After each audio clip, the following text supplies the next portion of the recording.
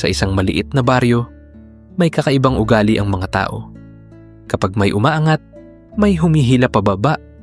Kapag may nangangarap, may agad na tumatawa. Ganito ang mundong kinalakihan ni Cardo.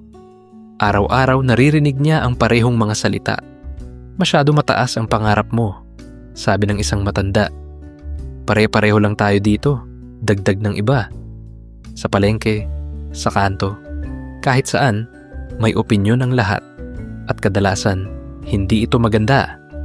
Habang ang ibang kabataan ay natutong sumunod sa agos, si Cardo ay tahimik lang. Hindi siya pala sagot. Hindi siya pala away. Mas madalas, nakikinig lang siya habang ang iba ay nag-uusap. Pero sa loob niya, may maliit na tinig na hindi pumapayag.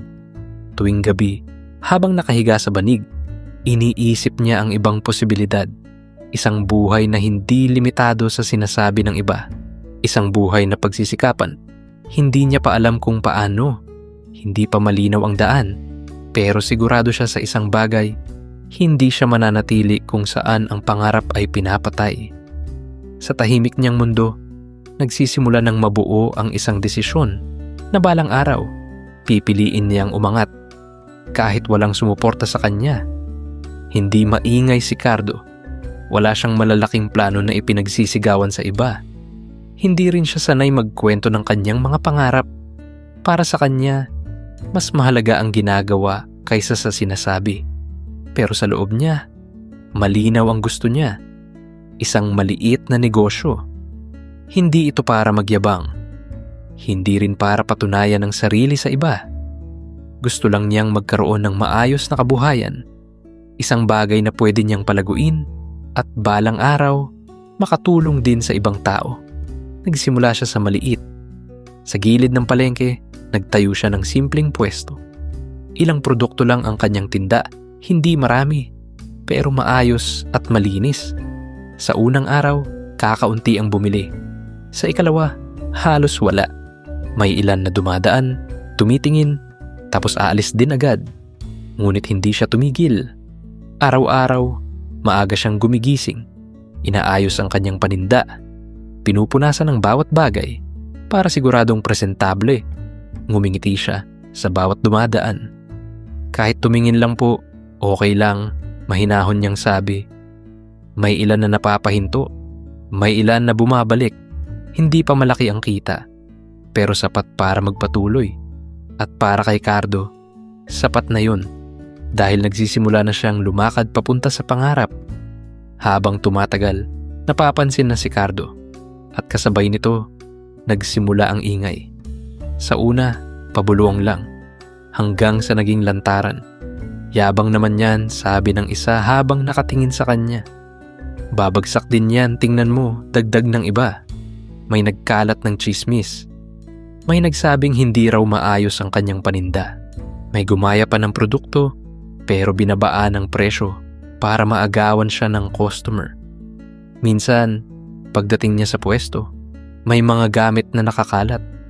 May ilang produkto na sadyang nasira. Wala siyang nakita kung sino ang gumawa. Pero ramdam niya. Hindi lahat ay natutuwa sa kanyang pag-angat. Tahimik lang si Cardo, pero nasasaktan din siya. May mga gabing napaupo siya sa gilid ng higaan. Pagod na pagod. Napapaisip siya. Bakit parang mali ang ginagawa ko? Mahina niyang tanong sa sarili. Parang mas madali kung titigil na lang siya. Wala nang tsismis. Wala nang problema. Pero kinaumagahan bumangon pa rin siya. Bit-bit ang kanyang paninda. Naglakad siya papuntang palengke.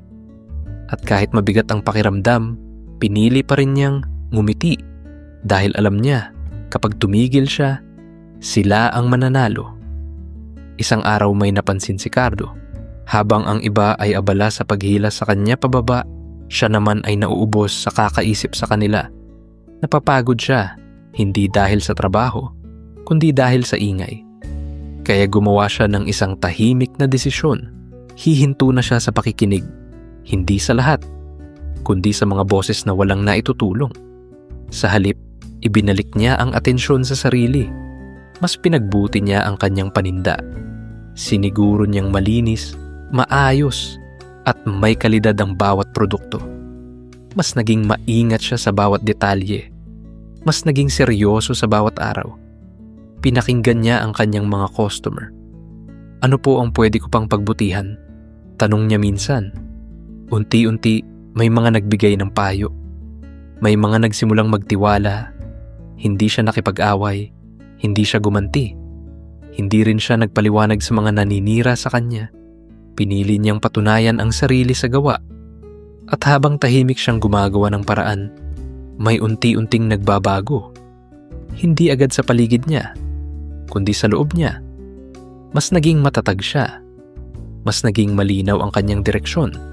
At sa unang pagkakataon, naramdaman niya na kaya niyang magpatuloy kahit walang sumasang-ayon sa kanya.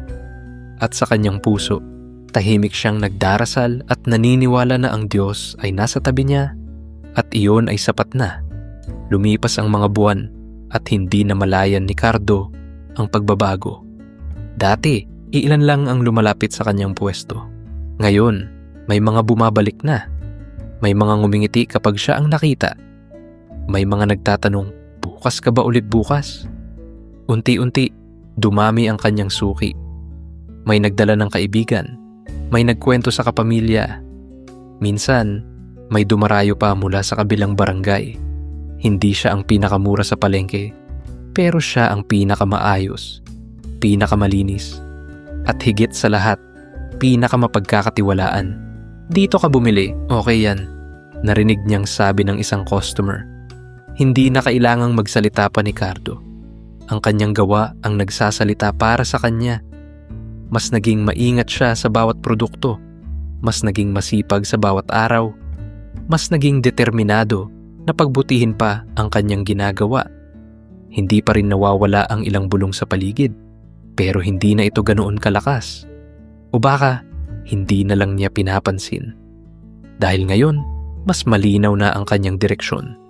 At sa tahimik niyang pagsisikap, unti-unti, lumalaki ang kanyang mundo. Hindi man mabilis, pero sigurado. At iyon ang mas mahalaga para sa kanya. Isang umaga, napahinto si Cardo sa harap ng kanyang pwesto. Hindi na ito katulad ng dati. Mas maayos na ang kanyang lugar. Mas malawak. Mas organisado. May mga taong tumutulong sa kanya. May nag-aayos ng paninda. May nag-aasikaso ng customer. Hindi na siya nag-iisa. Unti-unti, naging totoo ang dating pangarap lang niya. May sapat na siyang kita. May mga taong nagtitiwala sa kanya. At higit sa lahat, may direksyon na ang kanyang buhay. Ngunit sa gitna ng kanyang pag-unlad, may mga pamilyar na mukha ang lumapit. Sila ang mga dating tumawa. Sila ang nagsabing hindi siya magtatagal. Ngayon, tahimik silang nakatayo sa harap niya. Cardo, baka pwede kaming magtrabaho dito. Mahina nilang sabi. Sandaling natahimik si Cardo. Hindi niya inaasahan ang ganitong pagkakataon. Naalala niya ang mga panahong siya ang minamaliit. Pwede siyang tumanggi. Pwede siyang gumanti. Pero hindi iyon ang pinili niya. Sa halip, tumingin siya sa kanila at mahinahong nagsabi, "Kung handa kayong magtrabaho ng maayos, subukan natin." At sa simpleng sagot na yun, pinili ni Cardo na maging iba. Habang lumilipas ang panahon, patuloy na lumalago ang negosyo ni Cardo. Mas dumami ang kanyang customer. Mas naging maayos ang kanyang sistema. Pero sa kabila ng lahat ng ito, may isang bagay na mas mahalaga sa kanya. Ang uri ng taong siya ay naging. Hindi siya naging mapaghiganti. Hindi siya naging mayabang. Hindi niya binalikan ang masasakit na salita ng nakaraan. Sa halip, pinili niyang tumulong. Pinili niyang magbigay ng pagkakataon kahit sa mga dating nanghila sa kanya pababa. Isang hapon, nakaupo siya sa labas ng kanyang pwesto. Tahimik, payapa. Pinagmamasdan ng kanyang paligid. Ang mga taong dati ay naging hadlang. Ngayon ay kasama na niya sa pag-unlad. At ang tahimik na tagumpay ni Cardo ay naging aral sa mga tao sa kanilang bayan. Napangiti siya dahil naintindihan niya ang isang simpleng katotohanan na hindi mo kailangang hilahin ang iba pababa para umangat. Minsan, sapat na ang magpatuloy. tahimik, tapat, tuloy-tuloy. Sa mundong puno ng ingay at duda, ang tunay na lakas ay ang manatiling nakatuon sa iyong landas. At sa dulo, ang tagumpay ay hindi lang nasusukat sa laki ng iyong naabot, kundi sa kabutihang pinili mong panatilihin habang umaangat ka. Maraming salamat sa pakikinig. Huwag kalimutang mag-like, share, at subscribe. At samahan kami muli sa susunod na kwento.